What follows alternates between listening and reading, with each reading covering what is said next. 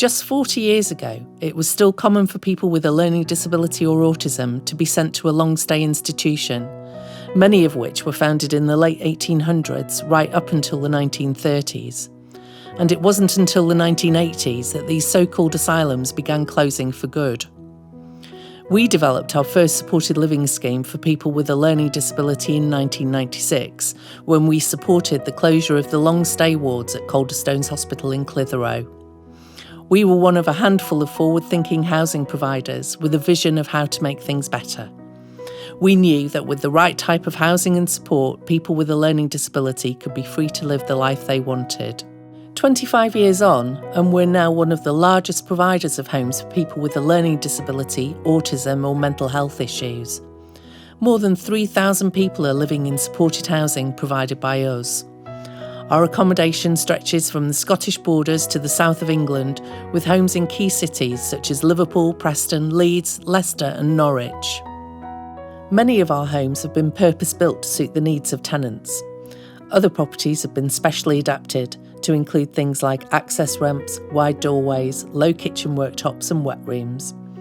And we continue to offer that service during the lifetime of a tenancy so that tenants can continue to live independently for many years to come. We assess the needs of each person before they move in. That way they get a home that's been specially designed to help them live independently. For many disabled people, independence is everything. Being able to move out of their parents' home or a care setting gives them a new sense of freedom.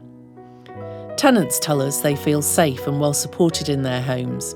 Often they live close to family and friends, which is a huge factor for them. For some, living on their own or in shared accommodation for the first time can be a little daunting for them and their families.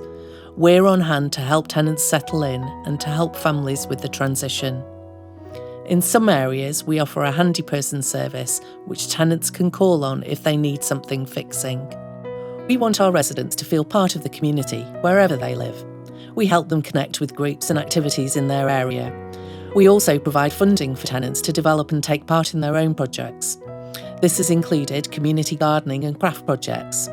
Care and support is provided to our tenants by a range of partner organisations. They are supported with daily tasks such as personal care, cooking and cleaning. With the right support and in the right environment, we've seen people grow in confidence and live their best lives. The need to provide more housing for people with a learning disability or autism is just as critical today as it was 25 years ago. Even though we've supported many tenants to move from long-stay institutions during that time, recent research by MenCap has shown that hundreds of people are still being admitted to inpatient units or other inappropriate settings. Many others live with their parents well into adulthood when what they really need is a place of their own. This isn't good enough and we want to do more. Our short-term goal is to provide another 160 homes for people with a learning disability or autism each year. That's something we're really excited about. By working with our partners and using everything we've learned about supported living, we want to continue transforming people's lives